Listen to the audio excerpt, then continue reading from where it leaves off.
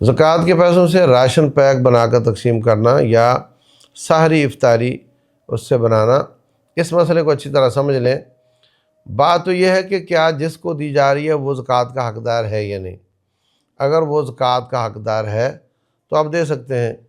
دوسری بات یہ ہے کہ اگر وہ زکوٰۃ کا حقدار ان میں سے چند ایک ایسے جو نہیں ہیں، اس میں سے کچھ ایسے لوگ بھی کھا رہے ہیں جو حقدار نہیں ہیں، تو آپ اگر وہ 10% ہیں تو آپ 20-30% اصل مال ڈال دو اس میں، تاکہ زکوٰۃ اصل مال کسی غریب تک بھلے چلا جائے، زکوٰۃ کسی ناحق تک نہ پہنچے۔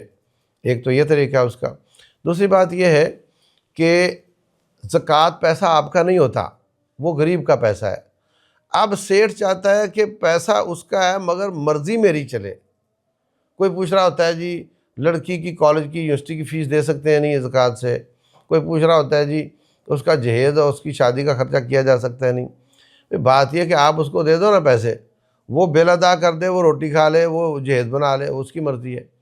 اور وہ بھی نخرے والی چیزیں نہیں ہونی چاہیے، مجبوری والی چیزیں بنائی جا سکتی ہیں، ان کو استعمال کرنے۔ اور جو راشن پیک ہے اس میں بھی آپ کیچپ نہ ڈالیں، بالکل مرچیں نہ ڈالیں اس میں، اور جو چیزیں نیسیسریز نہیں ہیں، جو آپ کی مجبوری والی ہیں، جن کے بغیر آپ زندہ نہیں رہ سکتے، اس طرح کی چیزوں کا آپ پیک بنائیں تو زکوٰۃ کے ساتھ۔ چونکہ غریب نے پیسے بھی دو گے تو یہ چیزیں تو اس نے لینی ہی لینی ہیں، تو اتنی کی گنجائش نکل سکتی ہے۔